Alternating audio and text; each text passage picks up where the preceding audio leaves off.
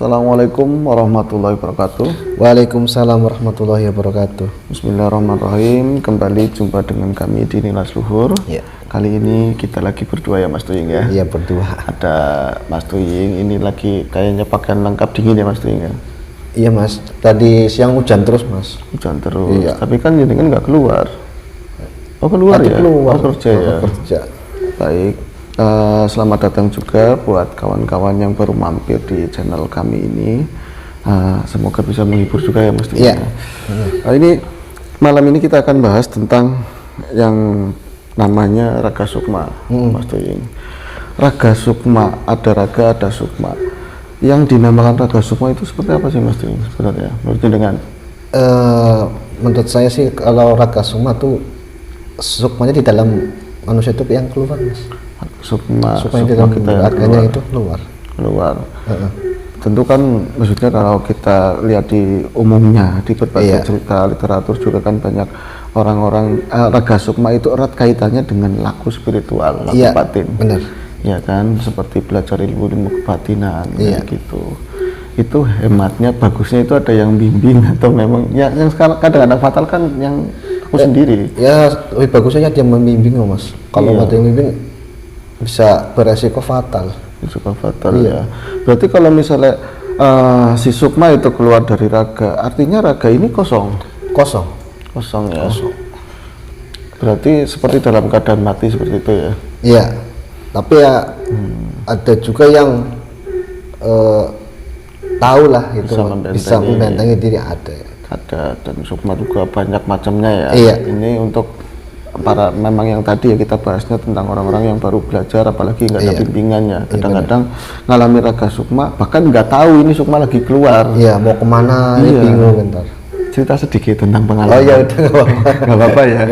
Jadi dulu kala Mas Tuying, aku pernah ngalamin seperti itu. Lagi posisi duduk sikiran, entah tujuannya apa, pengennya sih mendekat, nggak tahu kecampur sama pikiran apa, nggak ngerti.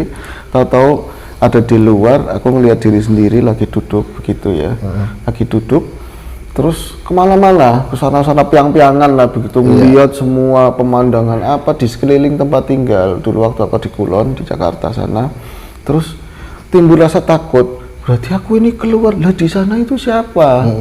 Loh kalau misalnya nanti ada yang masuk kayak di film-film piye, apakah memang bisa seperti itu, ada yang masuk ke raga kita gitu?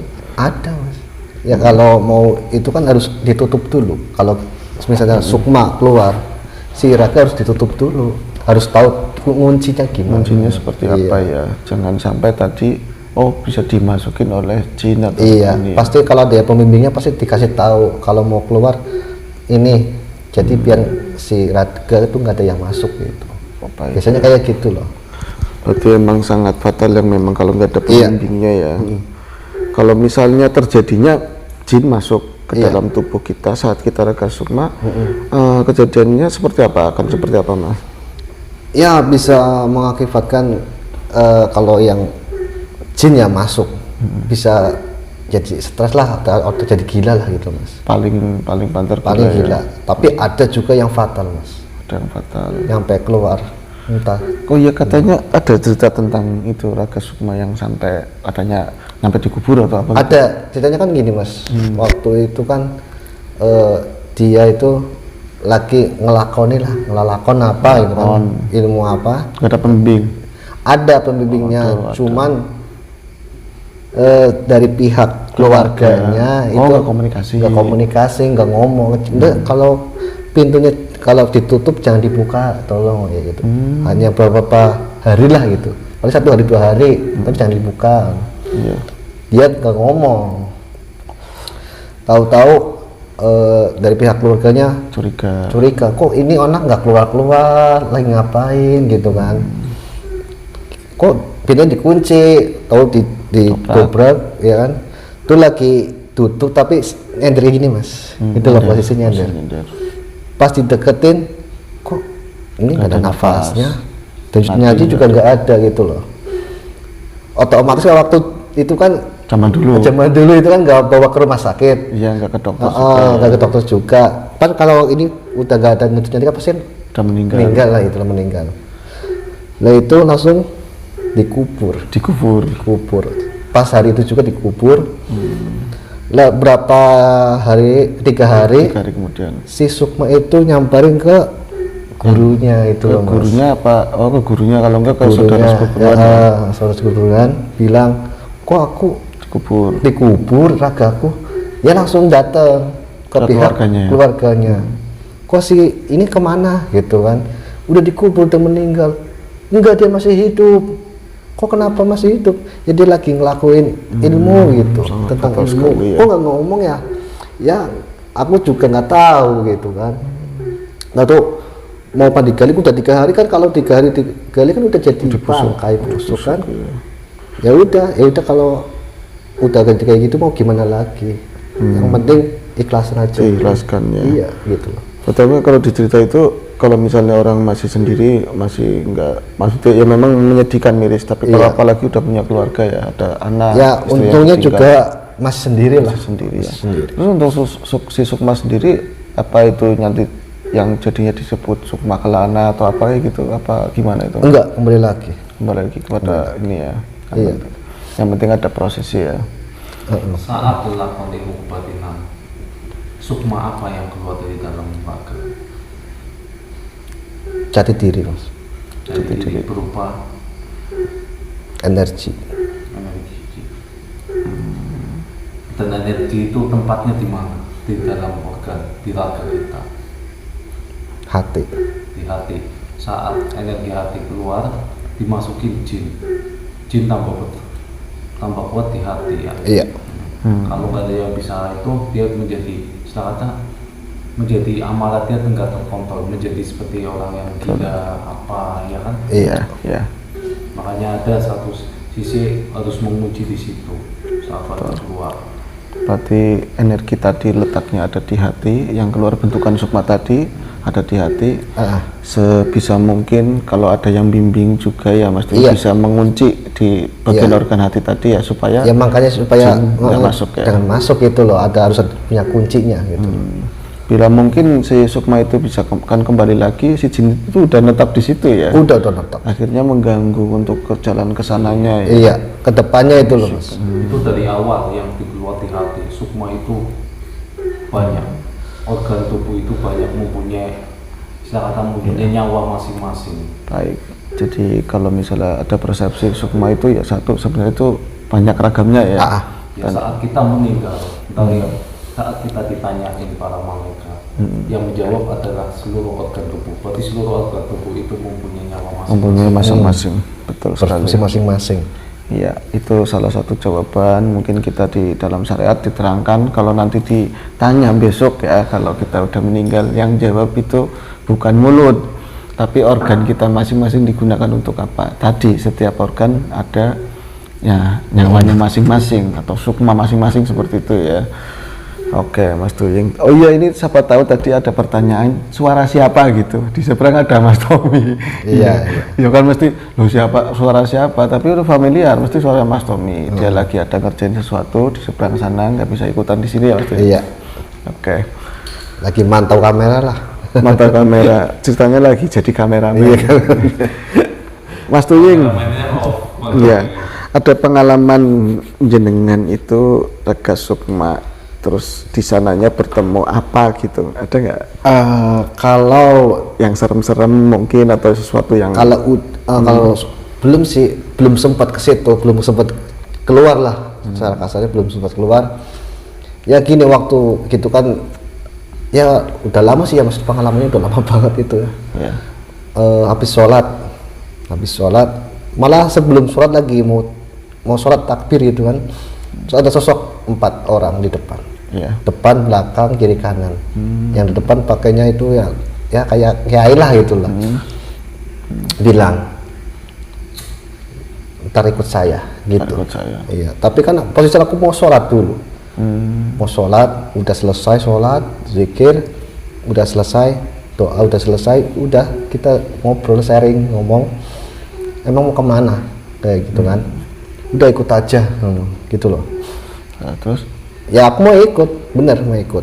Posisi udah ikut, udah sampai di sini di lehernya, tenggorokannya gini ya, di leher lah. aku gini, ingat ya. ntar kalau aku keluar ntar yang masuk siapa gitu, udah sempet gitu loh mas. Barangkali ini menyesatkan lah gitu loh, barangkali kan itu kan orang sebangsa kayak gitu kan ya pasti menyesatkan lah gitu loh mas. Bagus sekali ya, ada kecurigaan seperti itu. Iya, langsung curiga ke situ, ntar ada apa gimana. Iya. Udah sini, udah sampai ke sini, nafas udah ke sini mas. Tahu, udah aku lepasin semua, jangan sampai keluar. Kayak rasanya kayak orang lari-lari mas, muterin lapangan 7 kali kayaknya lah, pokoknya lemes banget. Iya. Kalau dulu pengalaman aku sih apa ya namanya, kita nggak ada bimbingan, ada yang bimbing sebenarnya, tapi nggak ngerti nyampe levelnya bakal keluar dari raga. Iya. Aku nggak tahu kayak gitu, tapi rasanya itu kalau bisa keluar ada kayak genderang, oh kayak gimana di kuping begitu loh, ada rasa seperti itu. Kalau mau balik juga kayak gitu. Ya makanya aku juga gini ya, kok kalau semisalnya keluar entah ada yang masuk, sedek tuh. Bisa jadi. Iya kan? Ya kalau nggak dikubur, Ya kalau dikubur bisa kan lah jadi, ya. itu, makanya aku ingetin tuh, kalau keluar yang ini siapa entah yang Baik. masuk. Oh iya, di apa namanya sesi nilai luhur yang lalu kan ada pernah dibahas tentang raga sukma sekelumit begitu, dan kejadiannya yang tadi kan dalam bentuk kita itu sadar. Iya. Dalam arti alam nyata seperti ini kita laku batin, apalagi yang udah biasa, udah mahir mah udah biasa begitu keluar ya. Nah itu yang posisi tidur itu apa sama juga raga sukma? Kadang kan keluar terus melihat dia lagi tidur seperti itu. Itu beda lagi sih mas. Beda lagi ya. Beda lagi. Apa kalau itu ada yang bawa apa gimana? Itu secara refleks aja. Refleks. Refleks ya. Jadi nggak sengaja atau gimana. Kalau yang sukma sengaja kan bisa keluar sendiri gitu. Tapi kesempatannya untuk kemungkinan kemasukan sama bangsa kayak gitu bisa juga.